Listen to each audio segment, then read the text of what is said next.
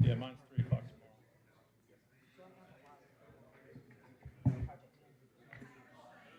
tomorrow. Good morning, everyone. Go ahead and call this meeting to order. Nope. You okay there? All right, good. Note for the record, all members of council are present and accounted for. And as always, we begin our meetings with the Pledge of Allegiance. So if you're willing and able, please stand and join us.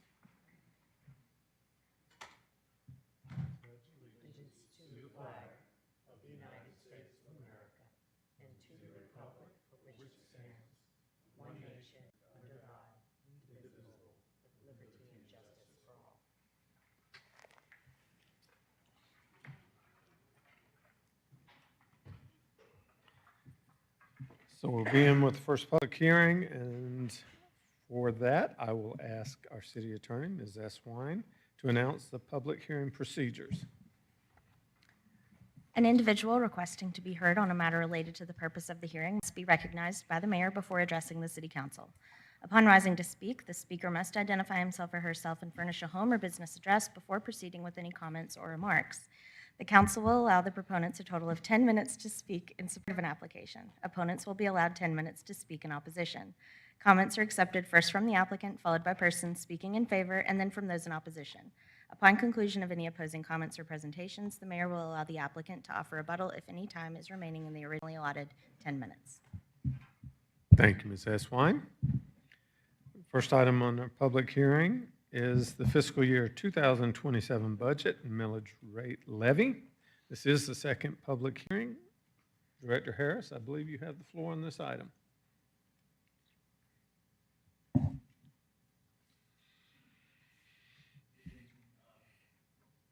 Turn it on. That one? There Good. we go. Good evening, Mayor and Council. Good afternoon, Mayor and Council. It's not even afternoon. Whatever it is, good morning. It's morning Mayor. still. That's the most I'm going to say because this is a public hearing item, a second of 3. And generally, we're just following state law to ensure that the public has an opportunity to come here and ask questions on the budget. So I have no actual formal presentation and there's no vote. And there have been no changes since the previous public hearing. Do we have any public comment cards on this item? No, sir, we do not. However, if anyone from the public would like to come forward this time, now is your chance to do so. I do not see anyone come forward, so we'll close public comment. Do I have a motion from council? Mayor, there's no need for a motion on this item. We'll take this up again at the 6:30 meeting.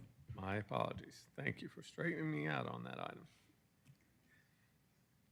So we'll move on to new business. New business portion of this morning's meeting is Naughty Dog LLC, DBA, Sunset Alpharetta, alcohol license violation decision appeal hearing. Zor Husky? Actually, Mayor, I'm going to start just real quick because I've gotten a couple of interesting looks over here as to why we are seated the way we are. So for the purposes of this hearing today, the city attorney is representing you all as counsel in this matter. And that's why I swapped the two folks for today because technically Grace represents the city staff today. We are unrepresented by an attorney in this matter, in this hearing before you all. You are represented by the city attorney. And we'll see how that plays out as this goes forward. But that's why the seating has changed for the purposes of this hearing and this hearing only. So with that, I'll hand it back over to the clerk who's prepared with some comments and remarks as we open up this hearing. Yes, I'm going to just introduce the item and talk through procedure a little bit. So as you may know, this matter is before you now as the appeal of the hearing officer's final decision that was issued on April 21st. Naughty Dog LLC Sunset Alpharetta timely filed their appeal, and so that is what this hearing is. You will be hearing oral argument from the representative for Naughty Dog Sunset Alpharetta.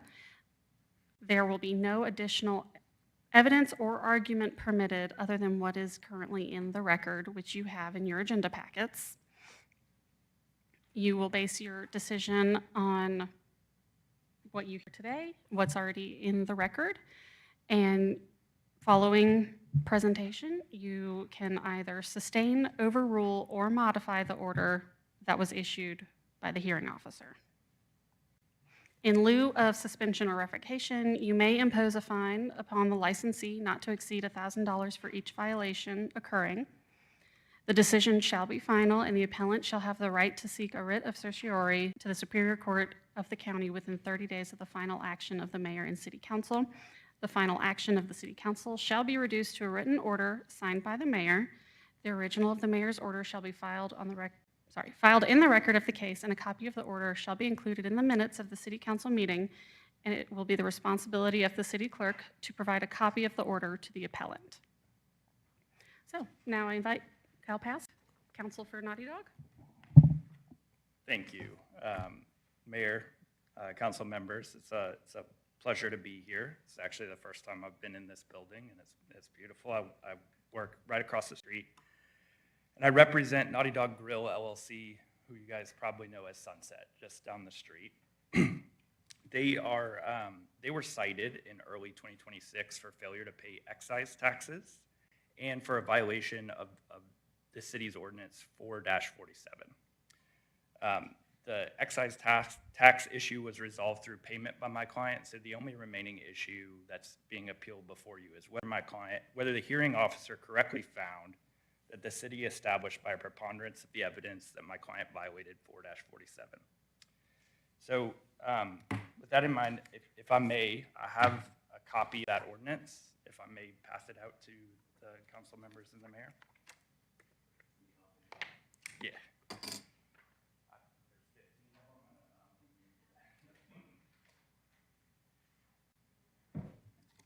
Okay, so a little bit about the evidence in this case. The city presented evidence that somebody called Sunset and was asked if they could order food. And the response was, let me check if the kitchen's open. The kitchen will be closing in an hour, which is before Sunset was set to close, right? So they were gonna purportedly the kitchen was gonna close before the business did.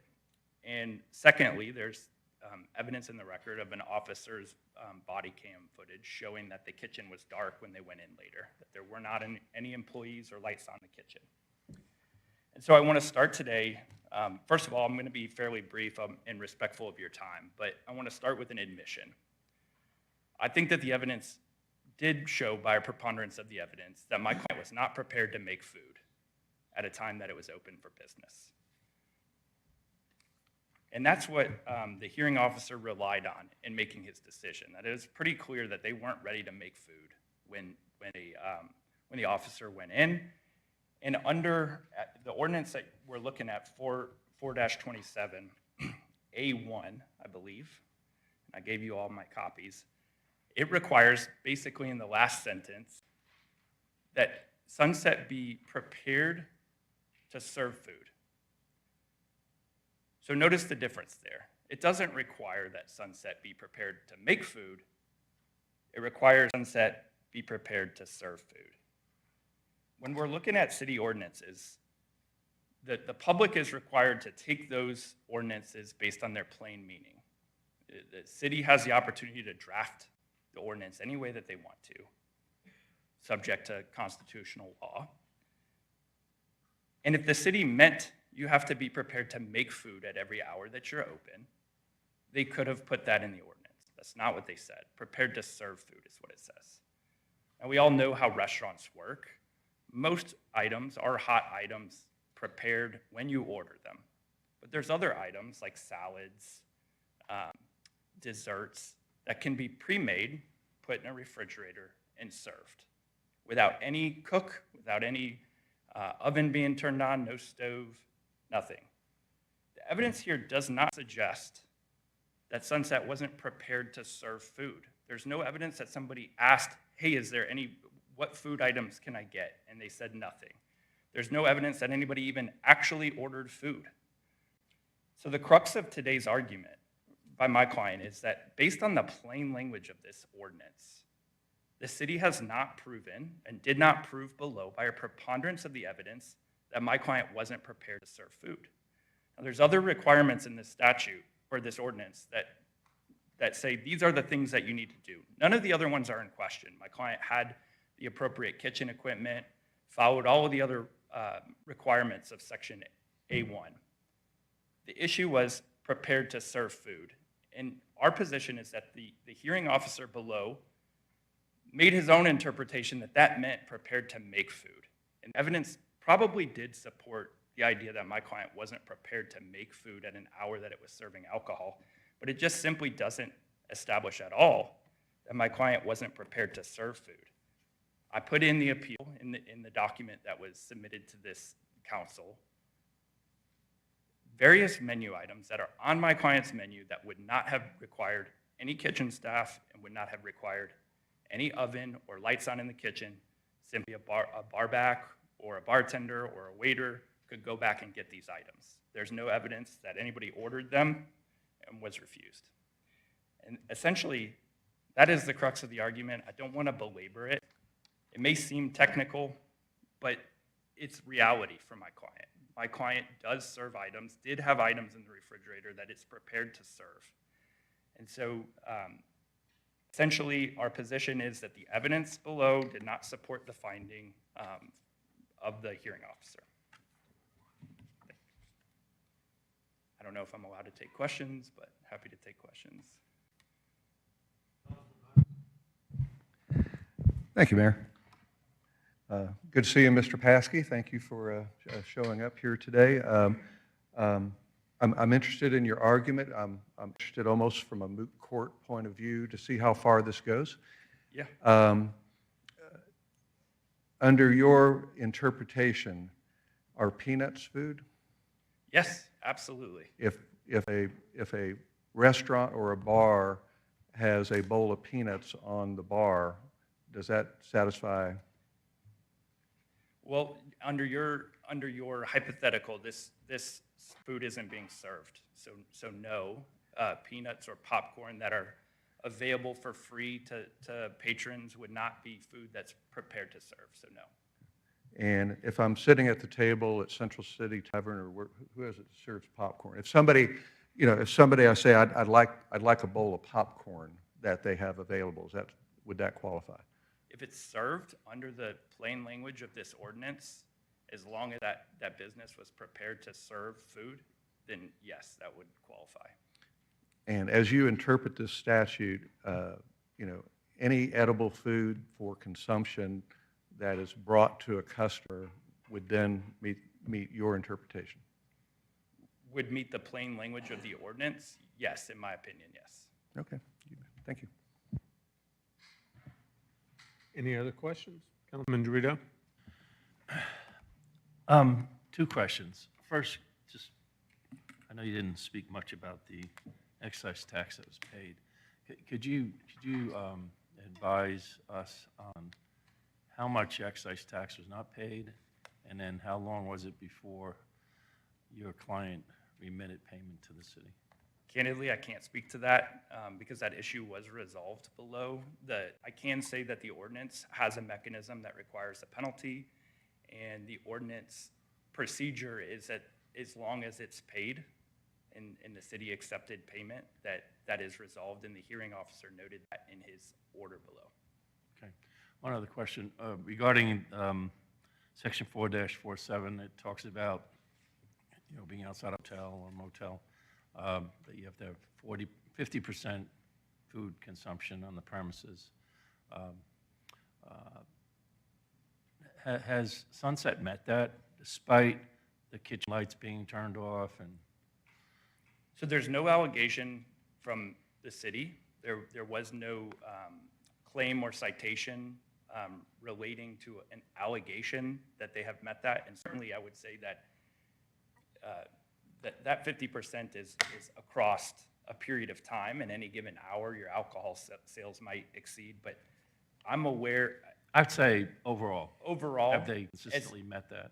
Not being an operator of the business, I can't tell you for certain today, but I can say that there's been no suggestion or no citation from the city that my client hasn't met that requirement.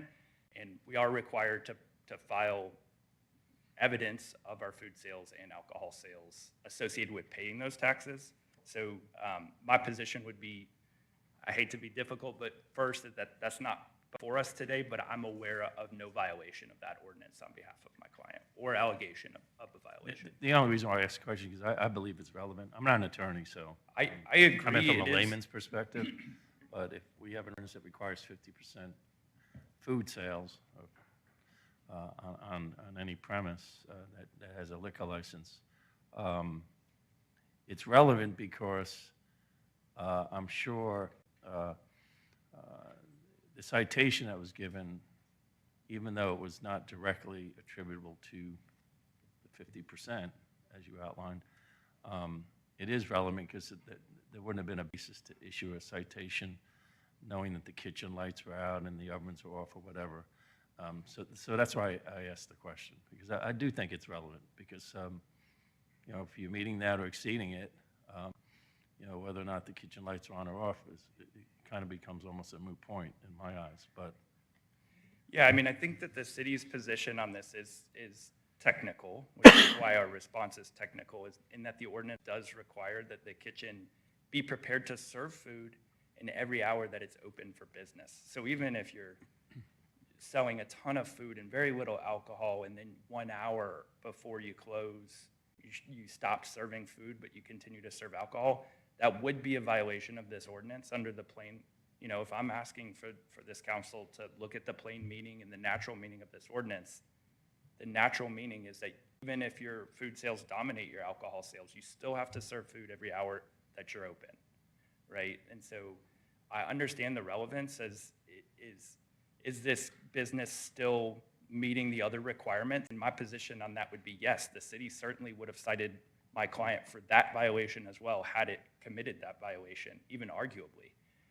They instead brought the violation that, hey, during this one time that we went in at night, your kitchen lights were off, right? That's what the citation is. And my argument to the council is just that based on the plain language, you know, they were prepared to serve food, not necessarily cook food.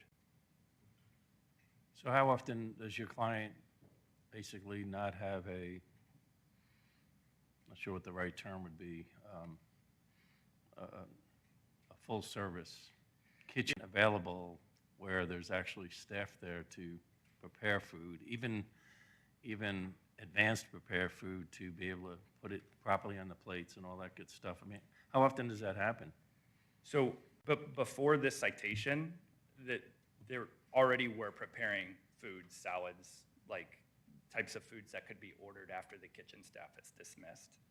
But since then, my client has introduced a late night menu that I wouldn't normally bring in new evidence, but that was in the court's or in the hearing officer's order. My client has published a late night menu that includes some cooked foods as well that are simple fried foods that bar backs can prepare. And so it's, in our position, there's never a time that my client is open for business that it's not prepared to serve food. Thank you. Councilman Hypes? Hello, I'm back. You almost answered my exact question with your last statement. It's the intention of Sunset Grill to serve food while they're open. At every hour, not going to turn down free money. And if the question is asked, do you serve food late, the answer would be? The answer should be yes. Okay. The answer should be yes. So whether it's part of this hearing or whatever whatever the outcome is, I would love it if your client on their website where it says, do you serve food late, says, well, late night food availability can vary by night. You know, yes would be a great answer because getting all this cleaned up, this now would seem to be the time to do that. Yes, and It's under the FAQs on the website. certainly that's worth updating. I know my client publishes the late night menu on social media platforms, but yes, certainly the website should be updated as well. Yeah. Any other questions?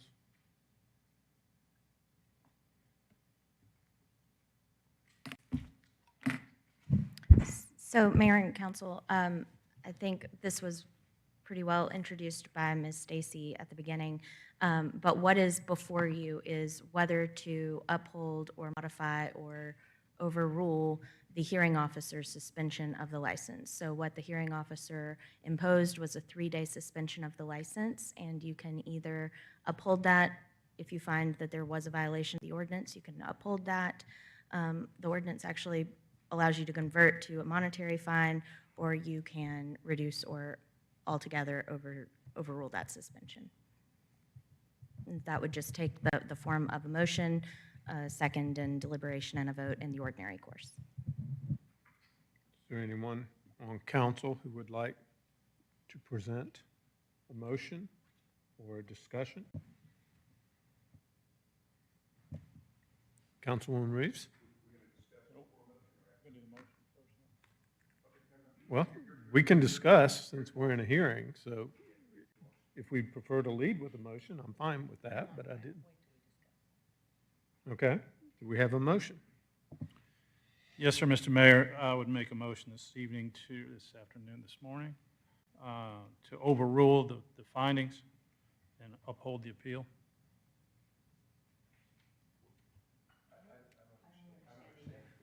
I'm making a motion to uphold his appeal. Oh, uphold his argument. Yes. To do away with the suspension. Yes. We have a motion and a second. Any discussion? Thank you again for coming out. Yeah, I think we can call it a loophole all day long, but I think, and not being a lawyer from a legal standpoint, the way you presented it and fellow council members discussed it, and having been in the restaurant business, I would agree. I agree that food, there's no evidence that food wasn't available, is what I'm kind of saying. So that's my point. Councilman Hypes? And echoing Mayor Pro Tem, Mr. Paskey, the brief, they had me when it says the record contains no evidence that any customer was unable to obtain food service or that prepared food was actually unavailable. So I agree with the Mayor Pro Tem on this. If we have something in mind in our statute, I would like to talk with staff at some later time to address whether or not we need to reword this, the ordinance. But as a matter of statutory construction, I agree with Sunset. Any other discussion? So the only thing I'd like to bring forward at this time, since we're blessed to be able to come together in the morning to discuss this issue, is the fact that I'm very frustrated about the lack of respect for our alcohol ordinances. And so I can think of this being the third case that we're aware of in the last 12 months where a restaurateur or bartender did not pay their excise taxes to the city of Alpharetta and continued to do that for months before we had to spend taxpayer money to convene these events, to hire attorneys to represent us, to do an accounting to prove that they have violated our ordinances. And so I think this is an opportunity for us as the executive leadership of this community to revise our ordinances to make it very clear and very punitive if there are bad actors in our community who are negatively impacting our community and our residents. So I just want to use this as an opportunity. This is the third strike as far as I'm concerned. And it's 3 different opportunities and different restaurateurs. So I think we need to really make it clear to our hosts in this city that our ordinances need to be obeyed. And if it isn't prohibitive enough to rectify these situations, we need to make it prohibitive enough. So that's all I would say on the topic. That being said, we have a motion, a second. All those in favor of the motion, please vote yes. And it does pass unanimously. Thank you. Thank you. Now, I do believe that we may need an executive session. Is that the case, Mr. Lagerbloom? I'd like to get it knocked out if we can. We do litigation and real estate would be the two topics. Yes, please. Do we have a motion to adjourn into executive session? I have a motion by Councilman Hyde, second by Councilman Driscoll. All those in favor of turning into executive session, please vote yes. Recess. It's early. I'll practice by this evening. It does pass unanimously, so we'll return shortly.